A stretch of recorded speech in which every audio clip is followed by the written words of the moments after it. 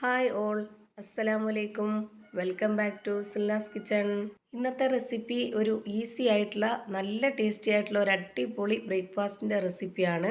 ഈസ്റ്റോ സോഡാപ്പൊടിയോ ഒന്നും തന്നെ ചേർക്കാതെ പച്ചരി വെച്ചിട്ട് നല്ല ടേസ്റ്റി ആയിട്ടുള്ള നല്ല സോഫ്റ്റ് ആയിട്ടുള്ള ഒരു അടിപൊളി ബ്രേക്ക്ഫാസ്റ്റ് ആണ് തയ്യാറാക്കുന്നത്. അപ്പോൾ ഇതെങ്ങനെയാണ് തയ്യാറാക്കുന്നതെന്ന് അറിയാനായിട്ട് വീഡിയോ സ്കിപ്പ് ചെയ്യാതെ മുഴുവനായിട്ടൊന്ന് കണ്ടു നോക്കണേ. റെസിപ്പിയിലോട്ട് കിടക്കുന്നതിന് മുമ്പായി സിൽനാസ് കിച്ചൺ ചാനൽ ആദ്യമായിട്ട് കാണുന്നവരാണെങ്കിൽ പ്ലീസ് ഒന്ന് സബ്സ്ക്രൈബ് ചെയ്തേക്കണേ. ഒപ്പം തന്നെ ഈ വീഡിയോസ് നിങ്ങൾക്ക് ഇഷ്ടപ്പെടുകയാണെങ്കിൽ ലൈക്ക് ചെയ്യാനും ഷെയർ ചെയ്യാനും മറക്കരുത്. ഇനി നമുക്ക് റെസിപ്പിയിലോട്ട് കിടക്കാം. അപ്പോൾ ഈ ഒരു പലഹാരം തയ്യാറാക്കുന്നതിന് വേണ്ടിയിട്ട് ആദ്യം തന്നെ ഞാനിവിടെ എടുത്തിട്ടുള്ളത് പച്ചരിയാണ്. ഒരു 3 മണിക്കൂർ നേരം കുതിർത്ത് വെച്ചിരുന്നതാണിത്. പച്ചരി എത്ര നേരം കുതിർത്ത് വെച്ചിരിക്കുന്നോ അത്രയും നന്നായിരിക്കും ഈ ഒരു പലഹാരം. അപ്പോൾ ഇതിനായിട്ട് ഞാൻ എടുത്തിട്ടുള്ളത് 250 ml കപ്പിൻ്റെ അളവിൽ 1 കപ്പ് പച്ചരിയാണ്. നന്നായിട്ട് കഴുകിയെടുത്തതിന് ശേഷമാണ് ഞാൻ വെള്ളത്തിലിട്ട് കുതിർത്ത് വെച്ചിരുന്നത്. ഇപ്പോൾ ആ വെള്ളമെല്ലാം ഊറ്റിക്കളഞ്ഞതിന് ശേഷമാണ് ഞാൻ എടുത്തിട്ടുള്ളത്.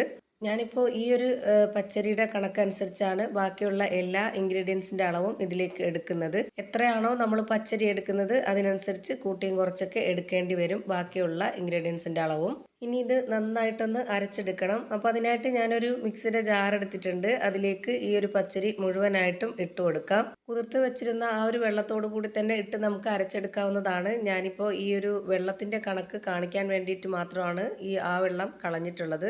ഇപ്പോൾ ഞാൻ മുഴുവൻ പച്ചരിയും ഇതിലേക്ക് ഇട്ട് കൊടുത്തിട്ടുണ്ട്. ഇനി നമുക്ക് ഇതിലേക്ക് വേണ്ടത് മുട്ടയാണ്. ഞാൻ ഒരു കോഴിമുട്ടയാണ് ഇതിലേക്ക് പൊട്ടിച്ചൊഴിച്ച് കൊടുക്കുന്നത്.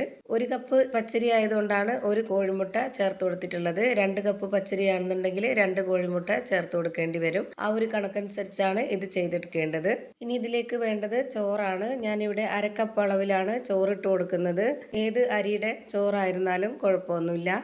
ഇനി അടുത്തതായിട്ട് ഇത് അരച്ചെടുക്കാൻ വേണ്ടി വെള്ളം ഒഴിച്ചു കൊടുക്കാം. ഞാനിപ്പോൾ ഇവിടെ ഒഴിച്ചു കൊടുക്കുന്നത് 1/2 കപ്പ് അളവിൽ തന്നെ 1 കപ്പ് വെള്ളമാണ്. ഈ ഒരു മാവ് റെഡിയാക്കി എടുക്കേണ്ടത് നല്ല ലൂസായിട്ടല്ല. അപ്പോൾ അതുകൊണ്ട് തന്നെ ഈ വെള്ളം തന്നെ മതിയാവും. ഇനി ഞാനിതൊന്ന് നല്ല പോലെ അരച്ചെടുക്കുന്നുണ്ട്. അപ്പോൾ നന്നായി അരച്ചെടുത്തിട്ടുള്ള ആ ഒരു മിക്സ് ഞാനിവിടെ ഒരു പാത്രത്തിലേക്ക് ഒഴിച്ചു കൊടുക്കുന്നുണ്ട്. ഇത് കാണുമ്പോൾ തന്നെ നിങ്ങൾക്ക് അറിയാൻ പറ്റുന്നുണ്ടാവും ഇതിൻ്റെ കറക്റ്റ് ആയിട്ടുള്ള പരുവം. ഇതിലേക്ക് ഇനി സോഡാപ്പൊടിയോ ഈസ്റ്റോ ഒന്നും തന്നെ ചേർത്ത് കൊടുക്കുന്നില്ല. ആവശ്യത്തിനുള്ള ഉപ്പിട്ട് കൊടുത്തതിന് ശേഷം നല്ല ഇതൊന്ന് ഇളക്കി യോജിപ്പിച്ചെടുക്കുന്നുണ്ട്.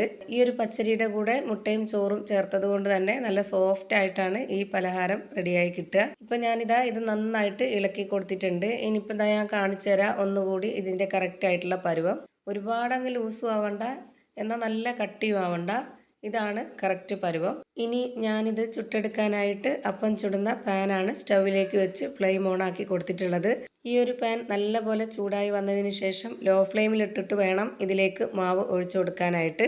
എന്നിട്ട് ആ ഒരു ഫ്ലെയിമിൽ തന്നെ വെച്ചിരുന്നിട്ട് വേണം ഇത് എത്ര സമയമാണോ വേവാനായിട്ട് എടുക്കുന്നത് ആ ഒരു സമയം വരേക്കും ലോ ഫ്ലെയിമിൽ തന്നെ വെച്ചിരുന്ന നല്ല സോഫ്റ്റ് ആയിട്ടുള്ള പെർഫെക്റ്റ് ആയിട്ടുള്ള ഒരു അടിപൊളി അപ്പം റെഡിയായി കിട്ടും. ഇപ്പോൾ ദാ ഈ ഒരെണ്ണം വെന്ത് കിട്ടിയിട്ടുണ്ട്. ഇനി നമുക്കിത് എടുത്ത് മാറ്റാം. ഇപ്പോഴും ഞാനിത് ലോ ഫ്ലെയിമിലാണ് വെച്ച് കൊടുത്തിട്ടുള്ളത്. ഇനി ഇതിലേക്ക് വീണ്ടും ഒരു കയ്യിൽ മാവ് ഒഴിച്ചു കൊടുക്കാം. ഇതിന് ഒരുപാട് ഫ്ലെയിമിൻ്റെ ആവശ്യമില്ല. ലോ ഫ്ലെയിമിൽ തന്നെ വെച്ചിരുന്നാലാണ് നല്ല സോഫ്റ്റ് ആയിട്ട് കിട്ടുള്ളൂ.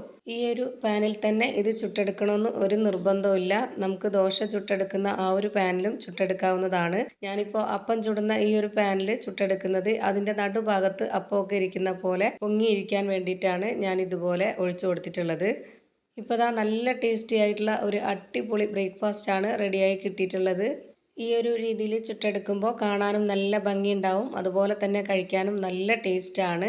അപ്പോൾ ഇത്രയേ ഉള്ളൂ ഇന്നത്തെ വീഡിയോ ഇഷ്ടമായാൽ ലൈക്ക് ചെയ്യാനും കമൻറ്റ് ചെയ്യാനും ഷെയർ ചെയ്യാനും മറക്കരുത്. അതുപോലെ തന്നെ ഞാനിടുന്ന പുതിയ വീഡിയോസ് നോട്ടിഫിക്കേഷനായിട്ട് കിട്ടുന്നതിന് വേണ്ടി സബ്സ്ക്രൈബ് ചെയ്ത് ബെല്ലൈക്കൺ അമർത്തി അതിൽ ഓൾ എന്ന ഓപ്ഷൻ എനേബിൾ ചെയ്ത് കൊടുക്കാനും മറക്കരുത്. പുതിയൊരു വീഡിയോയുമായി വീണ്ടും വരും. Thank you for watching.